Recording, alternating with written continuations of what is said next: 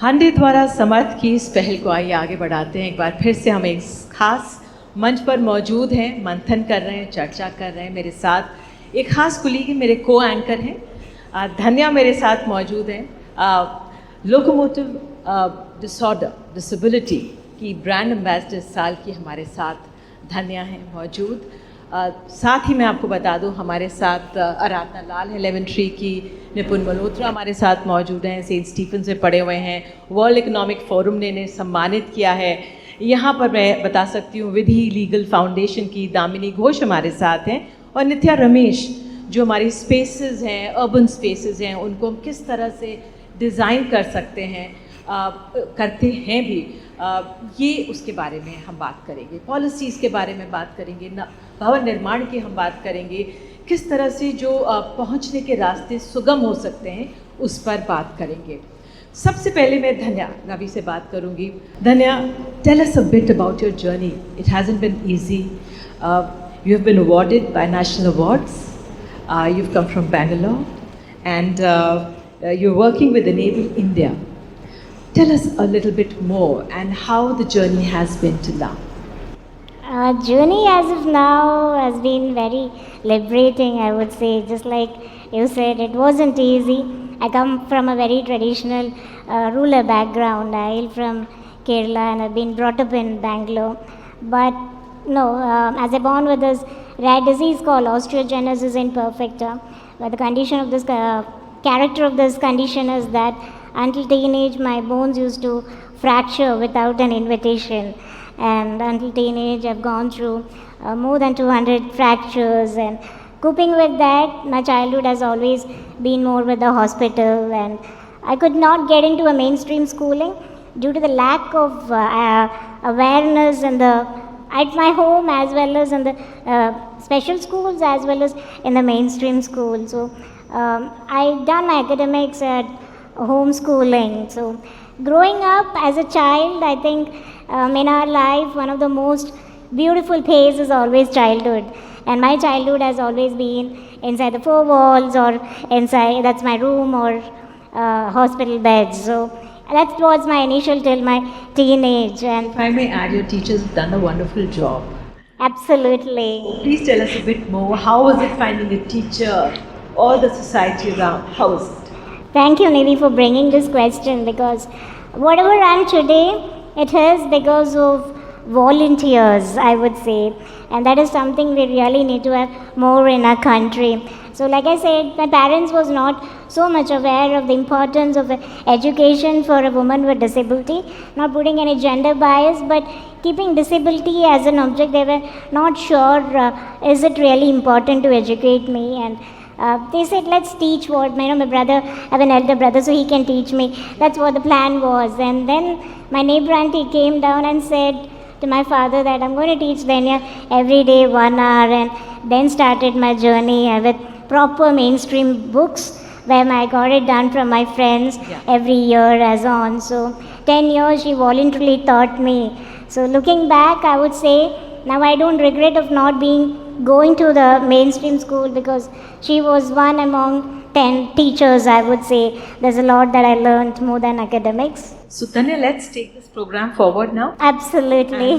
I think I like to ask Nipun this question, because today morning I came with my friend, he's a volunteer and a very good friend of mine. So when I came with the airport and all the scanning and all of that, I was just thinking when will actually get rid of this as a wheelchair user. How can we break these kind of barriers? And Nipun, I think you are one who always came up with the solutions, or spoke for the community, and there's a lot that you have brought down, like Amazon app and X-ray scanning at the airport, security, GST, and many of that. So can you just provide some more how we together as a collective work on this, and how did you get started with that? Sure, I think that's a very important question, and I cannot take full credit for all those moments. I think it's a collective effort of the disability movement.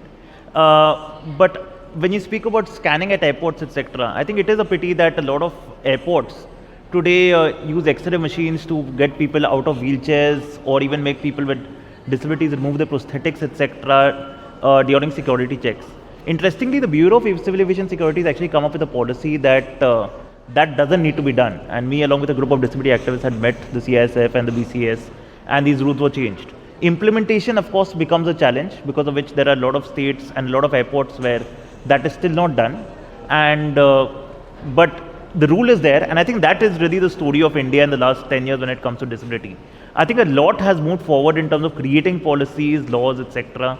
We have the Rights of Persons with Disabilities Act 2016 that came up, which said that in 5 years all public buildings will be accessible. You spoke about this airport security, etc. as well. So I think we've seen the intent over the last 5 to 10 years, but I think now it's the time for execution. And I hope this Samarth by Hyundai campaign pushes the government, the private sector and all other stakeholders to start executing what's really written on paper in terms of laws and policies. अपने execution की बात की, आराधना लाल हमारे साथ lemon tree से मौजूद हैं।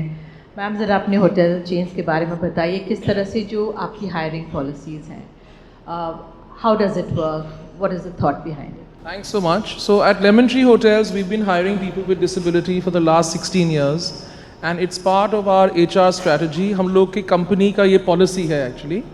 और disability में there are many different kinds of disability present in our hotels. It includes the deaf, people with a physical handicap, people with low vision. And in the last 11 years, we've done work with intellectual and developmental disability as well as autism, basically the neurodiverse disabilities. And what we are finding is that the more we venture into this, the more benefits come our way. So that I'll explain this. When our customers observe that there are team members who have a disability and they can see वो कितनी अच्छी तरह trained हैं और जो भी उनको task करना है वो कर पा रहे हैं, चाहे वो coffee shop में हो, चाहे front desk में हो, चाहे housekeeping में हो, and they observe that the service is being given to them the way they want to receive it, and it is of good quality like any other person, that acceptance goes to a new level altogether. Our company is inclusive, yes, but because we have so many customers who stay with us across our 96 hotels in more than 58 destinations, we are in a way passing this message on forward, and people are able to observe the reality of it, because बोलना बड़ा आसान है, मगर अगर हम training ठीक से नहीं देंगे और वो सर्विस ठीक से नहीं देंगे, why will the guest come and stay with us? Why will the guest pay money if he doesn't receive service from a well-trained person? That's what his expectation is. So we've been able to build a model around it, a lot of focus on learning and development, on training, and a lot of focus on sensitization. This thought process has come from our chairman and managing director, and the leadership team has totally understood it and has bought into it. But if we have an employee base, total base of say 8,000, 9,000 people, how are they going to understand? We have to first sensitize them. So on a regular basis across our hotels, we talk about why disability, what are the benefits. Then we talk specifically about if there are deaf team members in your team, how shall you work with them? We teach everybody Indian Sign Language. Now this is an interesting thought. I believe in school actually, we should be teaching, of course, English, we should be teaching Hindi, and we should be teaching Indian Sign Language. I'm really proud to say all 7,000 plus employees of Lemon Tree Hotels, we know Hindi, we know English, and we know Indian Sign Language. We do. Damini Ghosh हमारे साथ मौजूद हैं, विधि legal से जुड़ी हुई हैं, research बहुत की है इस वर्क के लिए आप लोगों ने, तमाम नीतियाँ बनती हैं, ऐलान होते हैं, कानून के बारे में भी अगर कुछ है भी तो भी लोगों को पता नहीं है, जो ये दिव्यांग वर्ग है, ज़रा बताइए क्या सिचुएशन आपने ज़मीन पर पाई? Sure, thank you. So a little bit about the Center for Legal Policy. We were set up in 2013 as a legal research think tank to make better laws and improve governance. And while we work on diverse practice areas, disability is something which we have started looking at more recently. And one of the aspects which we have covered is accessibility, particularly access to urban spaces. And really the work is about original independent legal research to understand the barriers in our urban spaces, which when they interact with the impairments of a person with disability and how they hamper that person from leading an independent life of their choice. So I think one of the main findings which came out through the course of last few years where we've done this work is specifically in the context of access to cities has been that the law is there.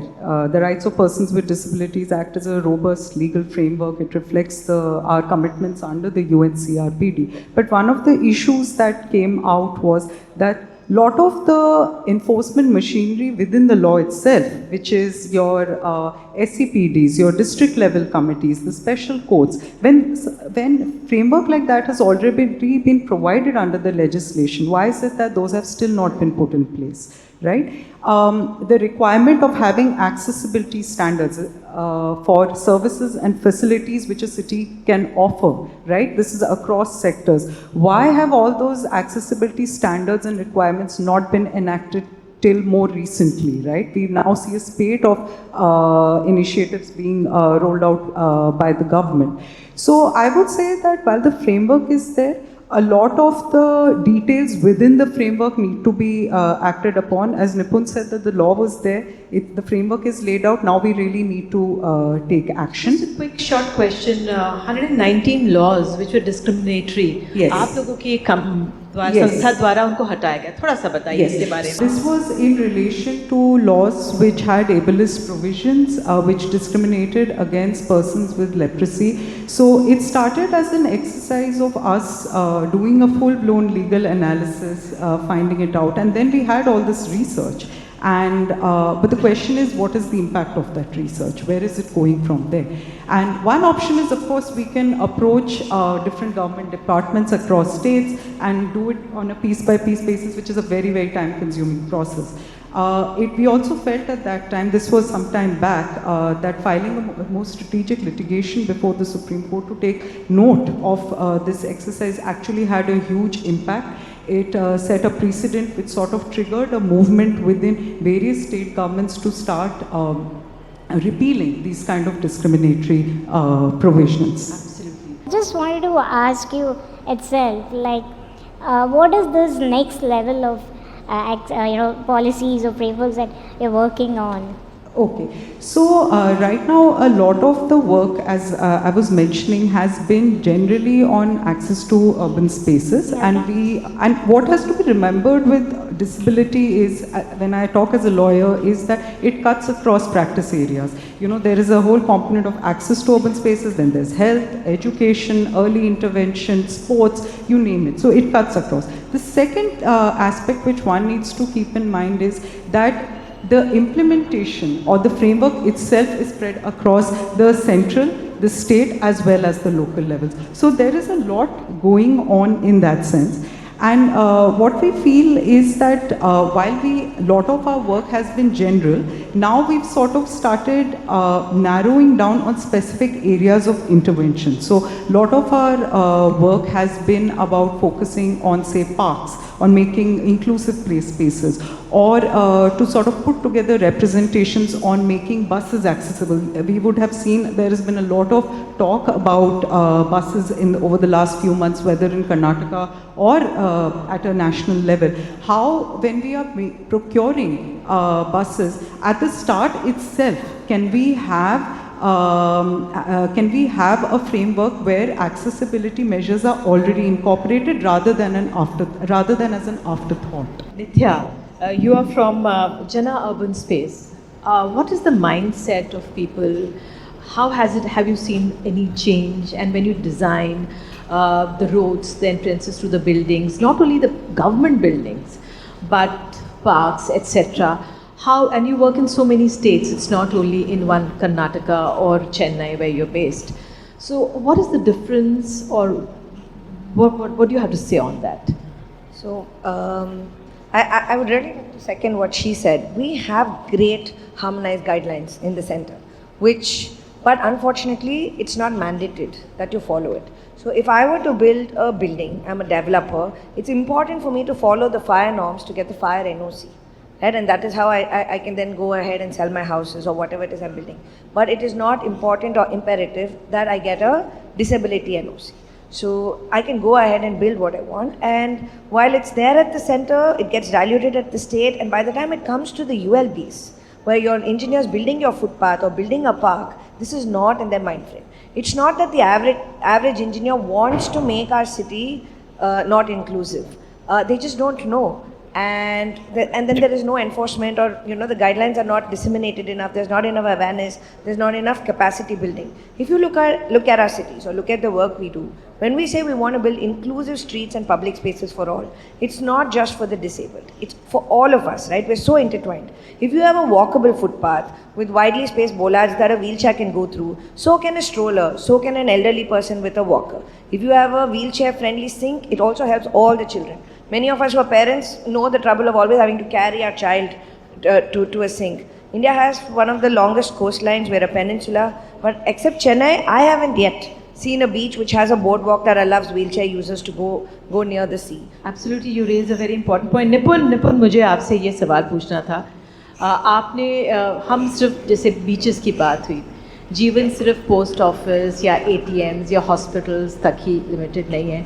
Music festivals के लिए, libraries के लिए आपने पूरी एक जद्दोजहद लड़ी है, और उसके बाद कुछ चीज़ें हो पाई हैं।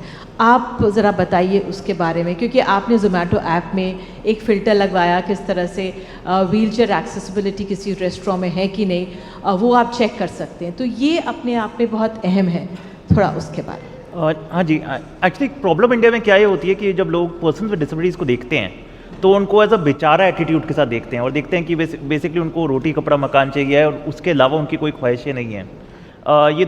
जब ज़ोमैटो ऐप की बात है, इसके पीछे एक थोड़ी छोटी कहानी है जो मैं 30 सेकंड में बताऊंगा कि 2015 में मैं एक पब के अंदर एंटर कर रहा था अपने कुछ दोस्तों के साथ, और जब मैं पब एंटर कर रहा था, जो उस पब का जो मैनेजर था उसने बोला कि हम आपको एंट्री अलाउ नहीं करेंगे क्योंकि हमारा माहौल ख़राब हो जाएगा अगर हम पर्सन विद डिसेबिलिटी को अंदर अलाउ करेंगे। और मैंने ट्विटर पे जाके उसको ट्वीट किया और वो इशू पूरा ट्रेंड होने लग गया, और मेरे को बहुत लोगों ने फ़ोन किया उसके बाद बोल के कि हमारे साथ भी ऐसी डिस्क्रिमिनेशन हुई है, ऐसे चैलेंजेस हुए हैं एट्सेट्रा। तो मेरे को लगा कि कोई इंस्टीट्यूशनल चेंज की ज़रूरत है। तब मैं ज़ोमैटो के पास गया और मैंने ज़ोमैटो को रिक्वेस्ट किया और ज़ोमैटो के साथ काम किया to add these wheelchair access filters. इससे दो काम होते हैं, एक तो यू कैन आइडेंटिफाई कि कौन सा रेस्टोरेंट एक्सेसिबल है और कौन सा नहीं है, पर दूसरा जब ज़ोमैटो जैसा एक एग्रीगेटर रेस्टोरेंट्स के सवाल पूछने लग जाता है तो रेस्टोरेंट्स के अंदर भी एक एटीट्यूड चेंज हो जाता है फॉर पर्सन विद डिसेबिलिटीज़। उसके बाद मुझे लगा कि पर्सन विद डिसेबिलिटीज़ को बाहर भी जाना है, सेलिब्रेट भी करना है, so I started working with a lot of festivals to make them accessible. For example NH7 weekender एक म्यूज़िक फेस्टिवल होता था जिनके साथ हमने काम किया to fully make it accessible.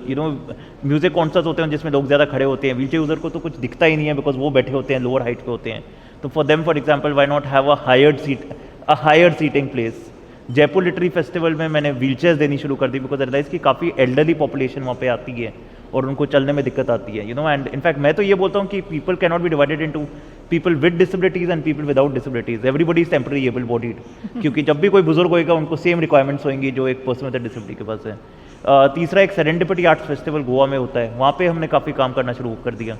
So I think it's very important and it's important कि public spaces में बाहर पीपल विद डिसेबिलिटीज़ आएँ और लाइफ को सेलिब्रेट करें, और उसी से सोसाइटी का एटीट्यूड भी चेंज होगा कि एक पर्सन विद डिसेबिलिटी भी एक कंप्लीट ह्यूमन बीइंग है और उसकी वही ख्वाहिशें हैं जो बाकी किसी और की।